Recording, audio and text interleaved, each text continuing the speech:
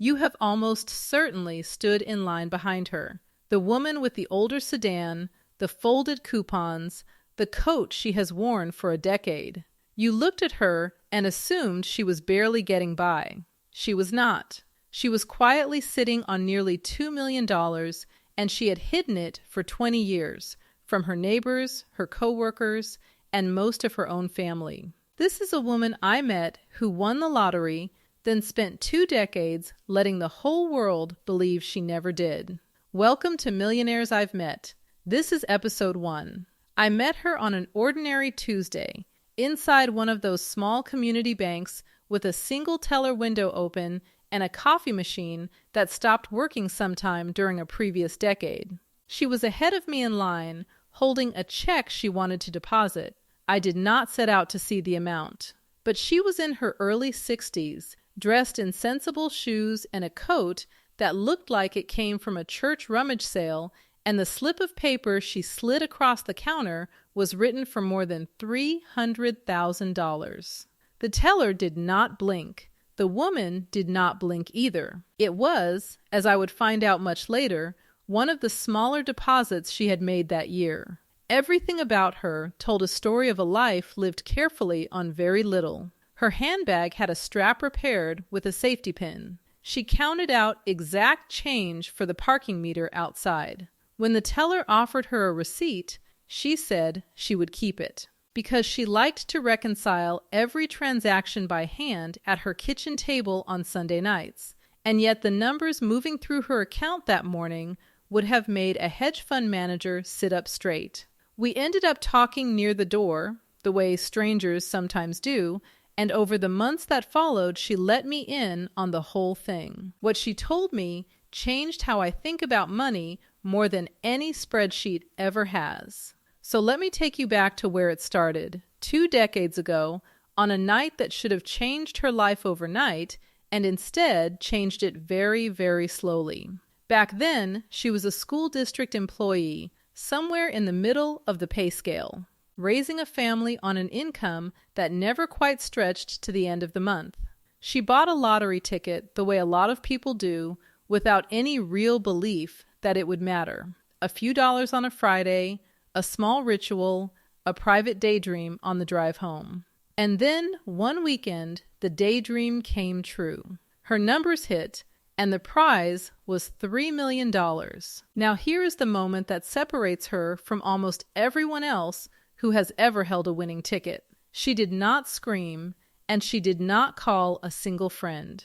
Instead, she sat at that same kitchen table where she reconciled her receipts, staring at the ticket for a long time, and the first clear thought that arrived was not about what she would buy. It was a question. Who has to know about this? And the answer she gave herself was nobody. Not yet, maybe not ever. She told me she slept on it for 2 full days before she claimed anything, which is remarkable when you consider that most people can barely sleep the night before a dentist appointment. During those 2 days, she read everything she could find about what actually happens to people who win. And what she read frightened her far more than the money excited her, because the pattern is grim and it is well documented. Financial researchers who study sudden wealth have found that lottery winners are more likely than the average person to file for bankruptcy within 3 to 5 years of their win. Roughly 1 in 3 of them eventually ends up in bankruptcy court. The size of the prize offers no protection at all. In some studies, the bigger winners actually go broke at higher rates rather than lower ones.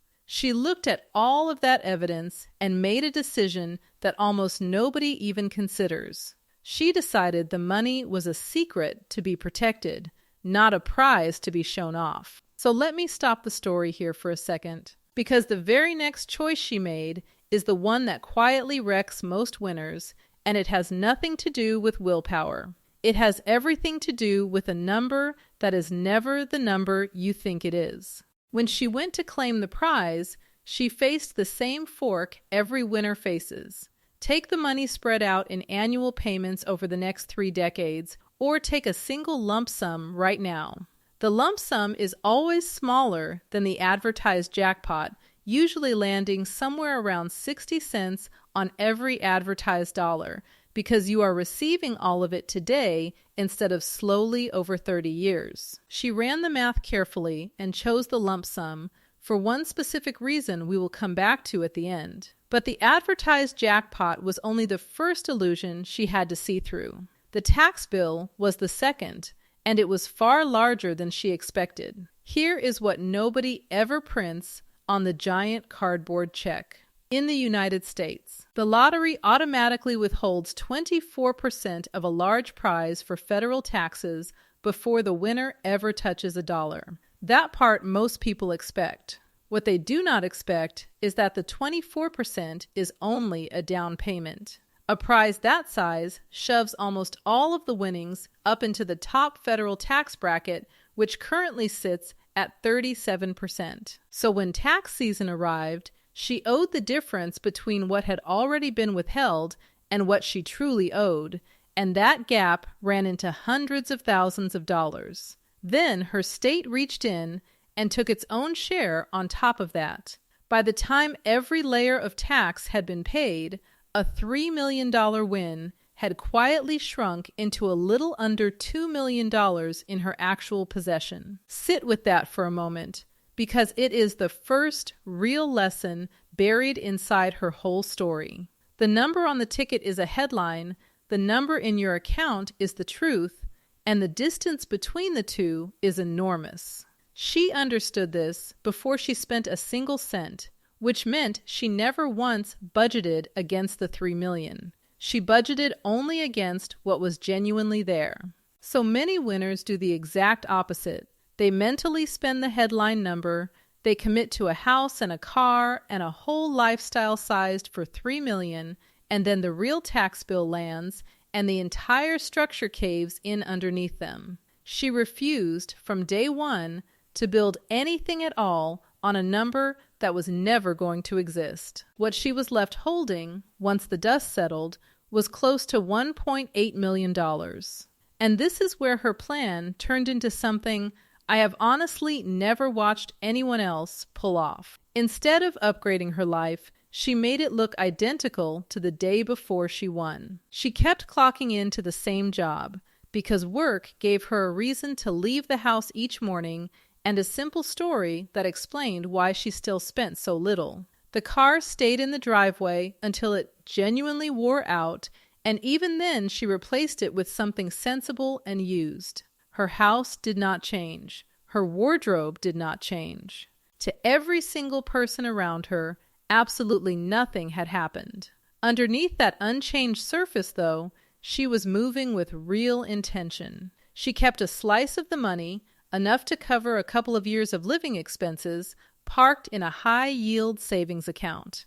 And this is a detail worth pausing on, because it is a choice you can make this very week whether or not you ever win anything. In 2026, the biggest brand name banks in the country pay almost nothing on a standard savings account, often a single penny in interest for every $100 you leave with them across an entire year.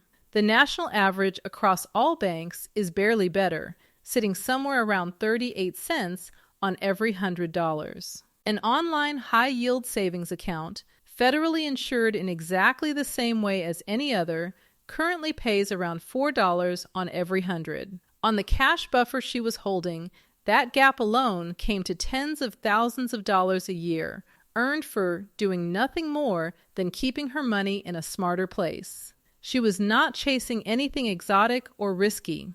She simply refused to let a bank quietly pocket the interest that rightfully belonged to her. The rest of it, the real bulk of that $1.8 million, went into something that sounds almost boring when you say it out loud.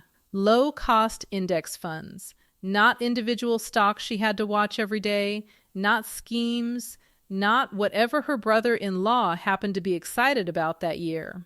Broad, diversified funds that own a tiny piece of the entire market and have historically returned an average of around 7% a year over the long run. She set it up, she deliberately stopped touching it, and then she let time do the one thing time is actually good at. There was no urgency to any of it, no attempt to get rich in a hurry. She had already gotten rich in a hurry once, in the worst possible way, and she understood in her bones that fast money is exactly the kind that vanishes. Her entire strategy from that point on was to make the money slow. There is a quiet psychology underneath all of this that I do not want you to miss. She kept working not because she needed the paycheck, but because a job is the most ordinary cover story in the world. A person who still commutes, still packs a lunch, still complains about a manager is a person nobody suspects of anything. The moment you stop working with no explanation, people start asking questions, and questions are the beginning of exposure. She also understood that money you cannot see is money you cannot casually spend. By keeping the bulk of it locked away in investments she never checked and never bragged about, she removed her own temptation along with everyone else's curiosity. The account balance was not a trophy on a shelf. It was a seed underground. And seeds only grow when you stop digging them up to look at them. That single habit, refusing to look, refusing to touch, refusing to tell, is the closest thing to a magic trick that ordinary money has ever offered. It just happens to be the most boring magic trick imaginable, which is exactly why almost nobody performs it. Now I want to tell you about the single time her discipline cracked, because it is the most human moment in all of this, and it is the part that taught her the final rule she would live by. A few years into the plan, she told one person, someone close, someone she trusted completely, in a moment when the sheer weight of carrying a secret that large simply became too much to hold alone. And within weeks, every single thing she had quietly feared began to arrive at her door. First came the small requests, gentle and reasonable, a little loan here, some help with a bill there. Then came the larger ones.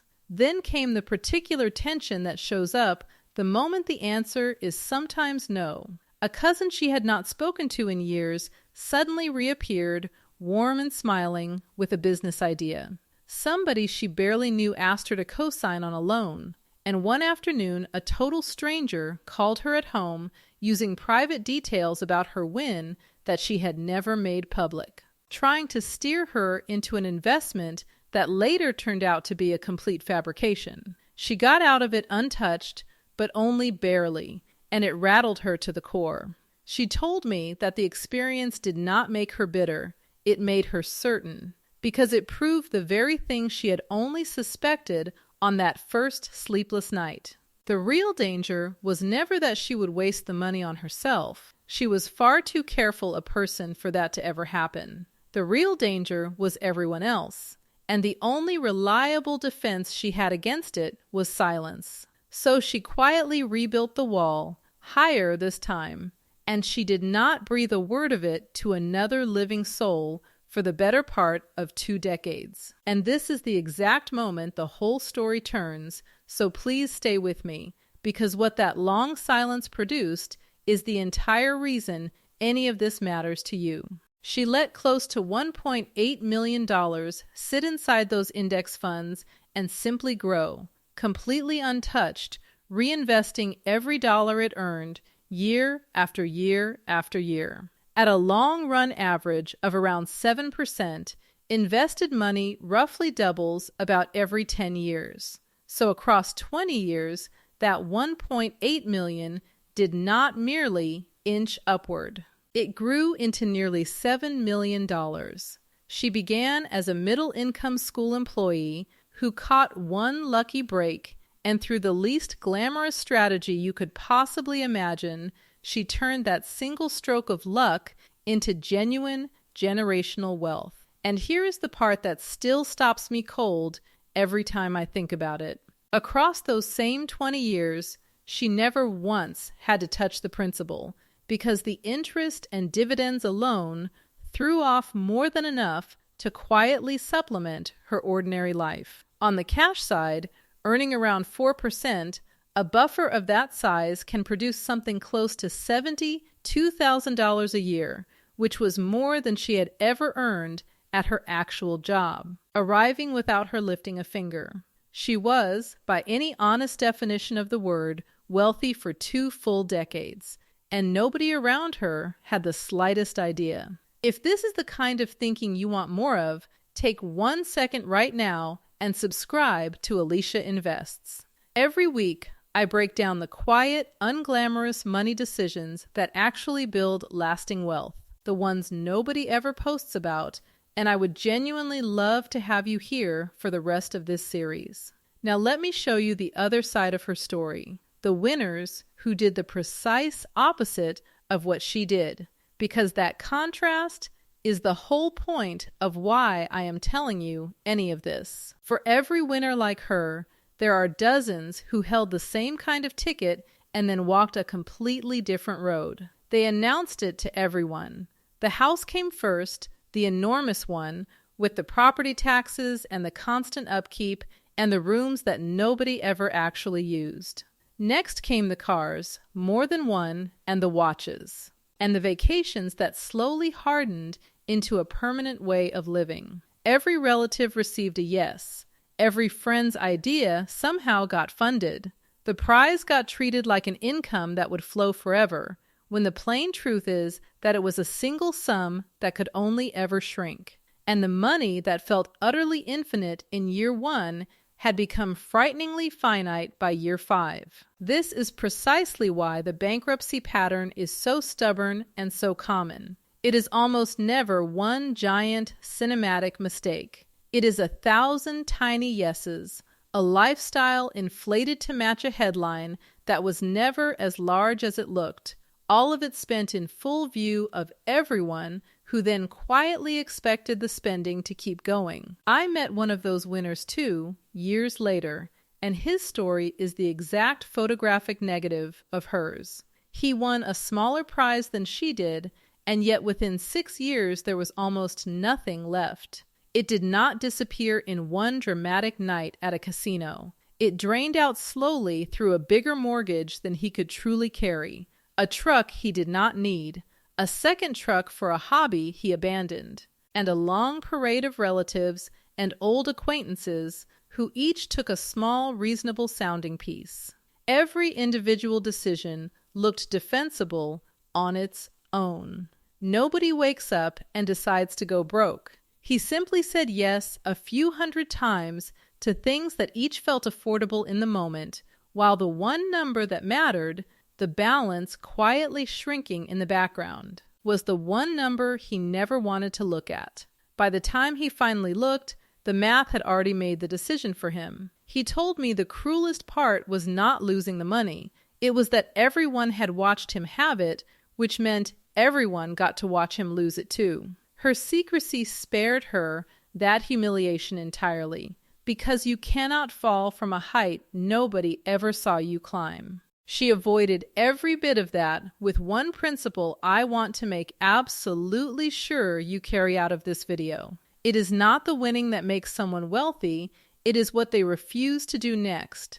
The refusing is the entire skill. She refused to be seen, and she refused to inflate her life to match her balance. The principle was busy working for her, so she left it completely alone.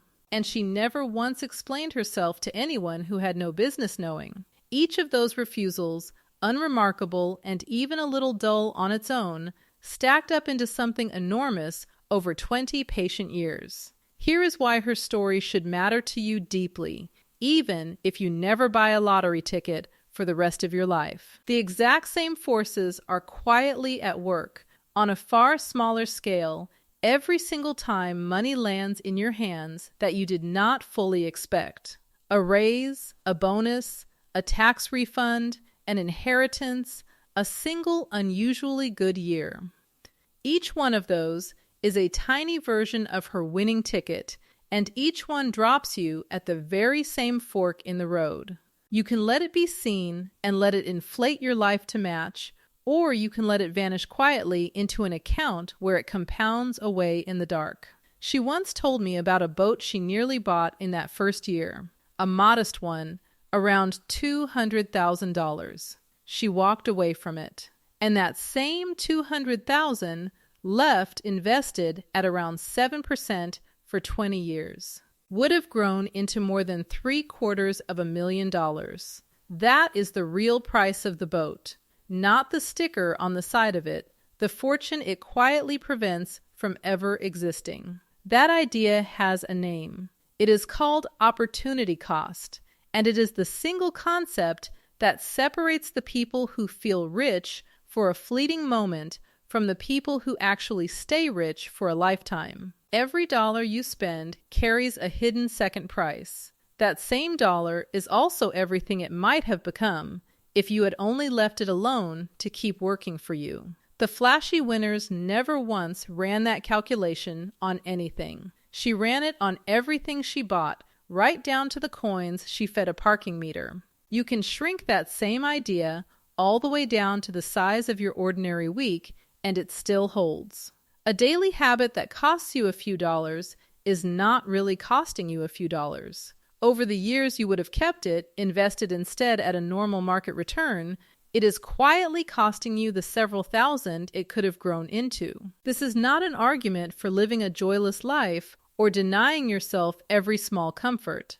It is an argument for choosing your comforts on purpose, with your eyes fully open to the second hidden price tag that hangs on every single one of them. She was never cheap in the mean sense of that word. She was intentional, which is a completely different thing. And intentional is the quality that actually compounds. So what happened to all of it in the end? That is the part that made me want to sit down and tell her story in the first place. After 20 years of near total silence, once the money had grown into something that could never be undone by one bad year or one foolish decision, she finally began to let a little of it show, entirely on her own terms and nobody else's. She quietly paid for a grandchild's entire education, in full, so that child would step into adult life carrying none of the debt that trails so many young people for decades. She set up something lasting for the causes she had cared about her whole life. And she did all of it without a single announcement, without a plaque on any wall, without anyone outside a tiny circle ever learning where the money had come from. The check I watched her deposit on that ordinary Tuesday was never the real story. It was only one small ripple from a decision she had made at a kitchen table 20 years earlier, when she looked down at a winning ticket and asked herself who really needed to know. She is the very first person in this series for a reason, because she proves the thing this entire channel is built around. Wealth is almost never the loudest person in the room. It is far more often the quietest one. It looks like the coat worn for a decade, the receipts reconciled by hand on a Sunday night, the boring account that nobody ever mentions, and the long, patient, deliberate refusal to be impressed by your own money. I think about her every time I hear someone say they missed their chance, that they started too late, that they will never catch up. She did not out-earn anyone, and she never picked a magical stock or timed the market or discovered some secret nobody else had access to. All she did was protect an ordinary sum of money from the two forces that destroy almost everyone, which are other people's expectations and her own impatience. That is the whole game. 20 years of not flinching, not spending, and not telling quietly turned a school employee into one of the wealthiest people in her entire town, and her town never had the faintest idea. Now I genuinely want to hear from you, because this is the part where your story matters just as much as hers. Have you ever come into money unexpectedly, even a small amount, and what did you actually end up doing with it? Do you know someone in your own life who lives far, far below what they clearly could, and are you now sitting there wondering what they might quietly be holding? And be honest with yourself for just a second here. If you won tomorrow, do you truly believe you could stay as silent as she did, or would the whole world know by dinner time? Tell me all of it down in the comments. I read them, I learn from them, and the best ones very often shape who I choose to feature next. Because next time, in Millionaires I've Met, I am going to tell you about a man who did the exact opposite of everything you just heard. A man who built his fortune loudly and entirely on purpose, and what being seen ended up truly costing him. I will see you there.